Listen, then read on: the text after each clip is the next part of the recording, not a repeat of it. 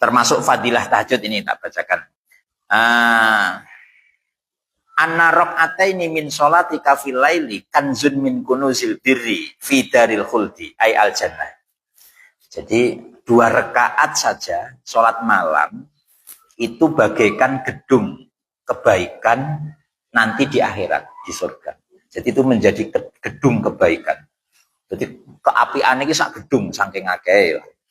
Fastaksir lah ini. Fastaksir hina idin min hadihil kunus. Perbanyaklah gedung-gedung kebaikan itu. Lifakotin, karena nanti kita butuh. Di dunia kita nggak butuh. Makanya dunia akhirat itu serba kebalik. Orang itu menganggap uang penting, ternyata di akhirat uang nggak penting. Menganggap dzikir itu di dunia nggak penting, ternyata di akhirat penting. Serba kebalik-kebalik. Nah itu ya. Ganteng, cantik, dianggap itu baik, penting, ternyata di akhirat nggak ganggu. Nah itu, nggak ganggu. Jadi makanya yang kemarin tak sampaikan yang ngaji tafsir itu, kata Sayyidina Utsman, salah satu tandanya takwa itu orang itu kalau ngurusi urusan akhirat sekecil apapun dia menganggap itu penting. Berarti itu orang takwa. Kalau ngurusi urusan dunia sekecil apapun dianggap itu musibah. Kecuali kalau dunia untuk akhirat, nah itu malah bagus. Dunia untuk akhirat artinya punya uang, punya kepinteran. Ini kan dunia toh pinter. Kiai gitu dunia loh Pak. Pondok itu dunia loh. Ya wujudnya pondok tapi kan terus bahaya. Nah itu.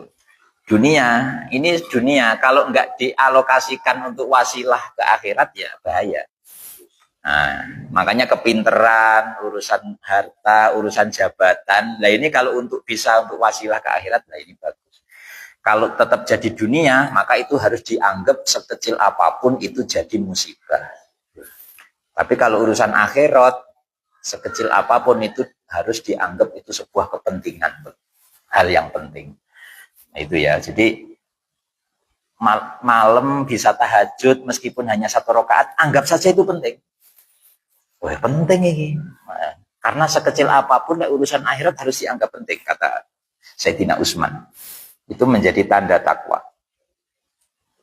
Mbuh iki bar diomongi koyo ngene wis jajal enteni engko bengi dipraktekne ora. Ya alon-alon. Sidik-sidik. Apa meneh wis budal haji barang.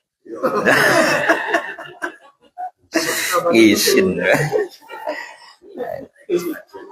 Iya. Nah ini ada satu hadis ini. Qala Nabi sallallahu alaihi wasallam, afdhalus sholati ba'dal maktubati sholatul laili. Paling afdol utamanya sholat setelah sholat maktubah, sholat fardu itu 5 waktu itu. Setelah itu yang afdol adalah sholat malam. Ya, sholat malam. Nah, ya itu hadis Nabi. Wa qala Nabi sallallahu alaihi wasallam, alaikum biqiyamil laili. Fa innahu da'bus sholihin qablakum. Jadi fokuskan bisa melakukan sholat malam. Fa innahu da'bus sholihin, karena itu menjadi tradisinya orang-orang soleh. Jadi orang-orang soleh itu tradisinya ya mesti sholat tahajud.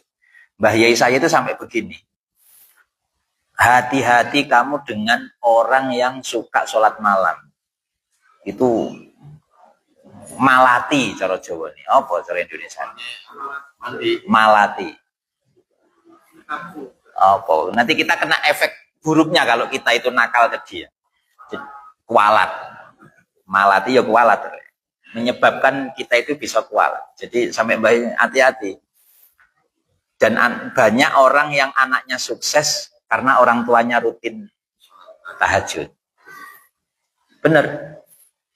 Jadi hanya dengan seperti itu, yang kolek orang anaknya ya mungkin cucunya dan seterusnya. Tapi tetap, jadi kayak jenengan nyawang kulong ini bukan prestasi saya seperti ini. Iki ada tirakatnya mbah-mbah biyen nenek moyang. Jadi jenengan nyawang apa?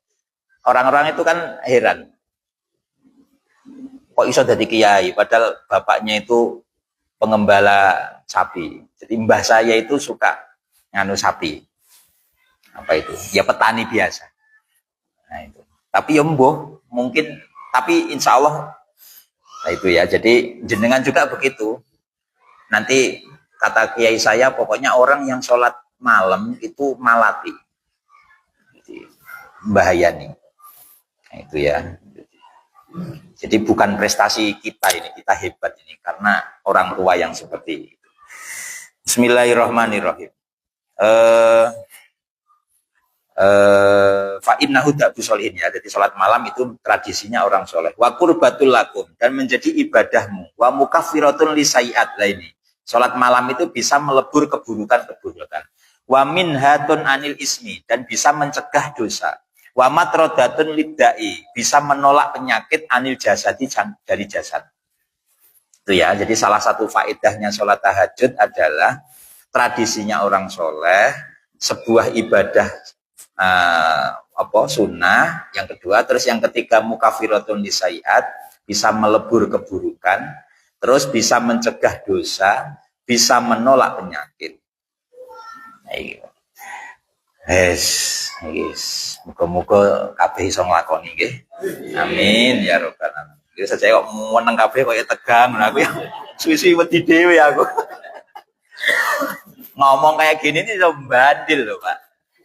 Kadang sing ngomong dhewe kadang kobengi ya dilalah ora tahajud. Saya dulu itu sama teman saya itu niteni, Bu. Ketika di pondok kita sudah senior, itu kan ngajari ngaji yang kecil-kecil itu. Ketika ngomong dengan yang kecil-kecil, jamaah yang rutin. Engko setelah itu dilalah. Enggak jamaah dewe. Itu sering begitu. Kayak ini, ayo tahajud, ayo dimulai. Dilalah ya ora tahajud dewe. Banyak seperti itu. Ketika justru menasehati orang ternyata bandil. Bandil ini Jawa nih, Indonesia nih apa? Balik. Main ngawai dewe. Bahasa Jawa nih gini, sopo alok bakal melok, sopo geting bakal nyanding.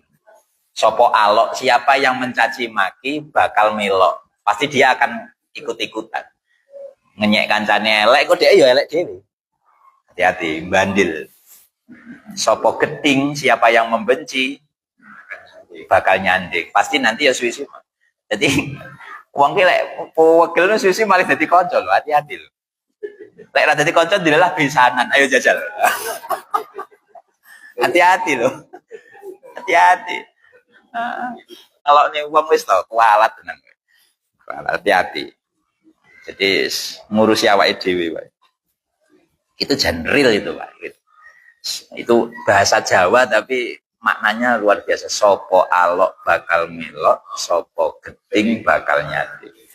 Jadi saya ini juga khawatir ini ngomong gayanya ngongkon tahajud tiba-tiba gak tahajud dewi.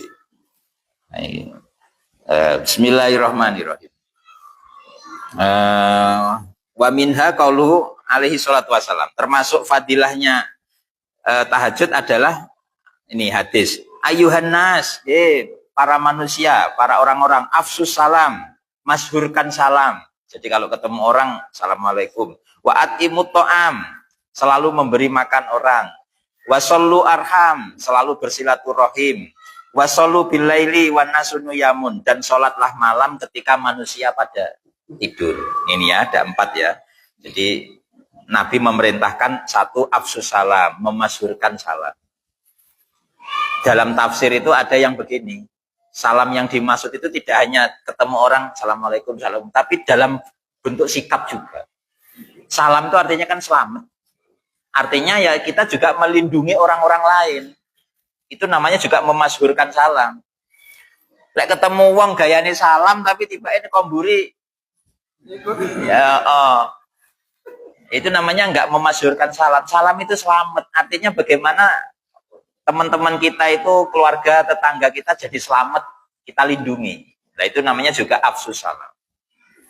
Jadi tidak hanya assalamualaikum dalam bentuk lisan,